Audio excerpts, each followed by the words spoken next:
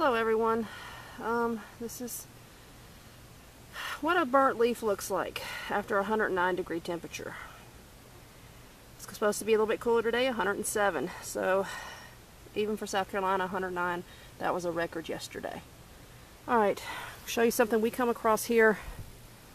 When you grow in high humidity and high heat together combined, you're going to run into a problem that we found in the past. Rot. The humidity causes the fruit to rot, or areas on the fruit to rot. So you have to watch out. I came this morning to berry vines, but that plan got diverted because when I was inspecting the fruit, I found this. Anytime you find the blossom end and it doesn't look smooth or white and it has like a watermark on it, dig in it just a little bit. If you find anything brown looking like that, it's rot. If you don't catch it within a day or two, it moves up and it'll come in right there and it'll go into your fruit and you'll lose your fruit. But this is only with you have, well, the combination of high humidity and heat together. Okay, I inspected the stem end on the 1164 also, and it had rot as far as where the leaf node was. And I'm going to show you the process I do to treat them and take care of it. And this is what's worked for us in the past. Now some people tell you not to do some things, like the bleach on the fruit, or not the fruit itself actually, the area where we're treating. But this is what we've done in the past, and this is what's worked for us. So there are other methods. You can talk to other people if you do come across this problem. But if you do, you need to do it and take care of it quick, so you need to find out your information now. Alright, for just in case. Okay, here is the 1605 Sweet.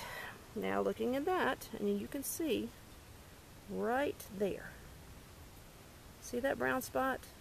That's the start of what the rot looks like. And this here is real soft.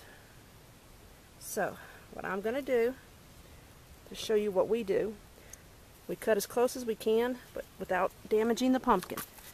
So, here we go.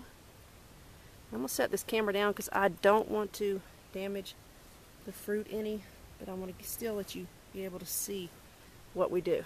Alright, hopefully you can see that. Let's try that way. Okay.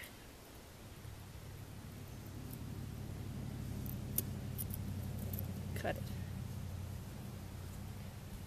Now this one, not quite as bad as the 1164 was, but you can see right there where my thumb is, where that rot is. If that doesn't get taken off, it moves up into the fruit. We don't want that. Alright, this is what we do. We take, making sure we look at it real good, wipe it off, make sure there's no more brown there. And as you can see, it's pretty green.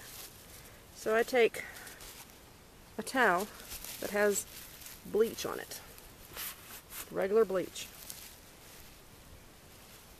and I rub that bleach around the area to kill any bacteria that's there. Now, I would not recommend doing this on the fruit flesh itself, because it probably could damage the skin since it's so tender. But this is just on the blossom end. And another place to look for is right there, where that leaf node is. It's on the 1164, but it's not on this one, as I scrape away, making sure. Nope, I don't see any brown rot on that part. Alright, after you put the bleach, dab it. And this is what we're going to do. We're going to use a little fan. This is battery operated.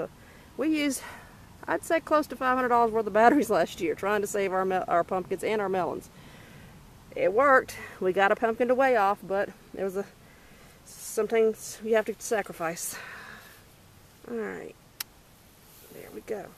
You run a little fan on it to keep it dry.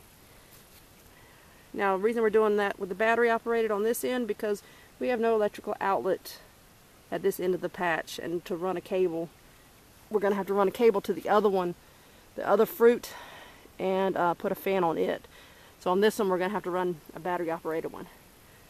So after it dries a little bit, you put some sulfur on it to keep it, to let it dry out, and you keep that fan on there. And you inspect it, take the sulfur off every couple days and look at it, make sure there's no more brown. This should, if you keep that process up, you'll sure tell your fruit. Well, we have, at least in the past. Some people use Captain's, but we use sulfur here, sulfur powder actually. Make a little paste and put on there. And that's about it on that. Now, let's see. I want to cut this one open and see how far it actually went in so I can show you. Let me get the scissors.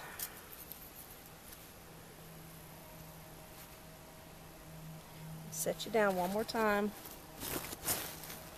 So like that.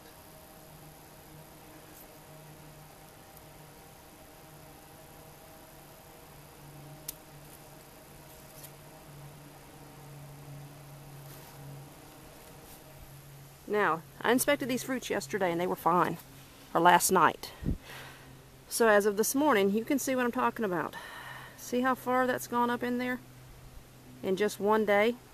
So you give it another day, you're into your fruit. And then you lose your fruit, and you don't want that. Alright, I hope this helped you guys, or know what kind of look for. Just in case, because I know a lot of people across the country are having to deal with this heat this year. And this is just what's worked for us in the past.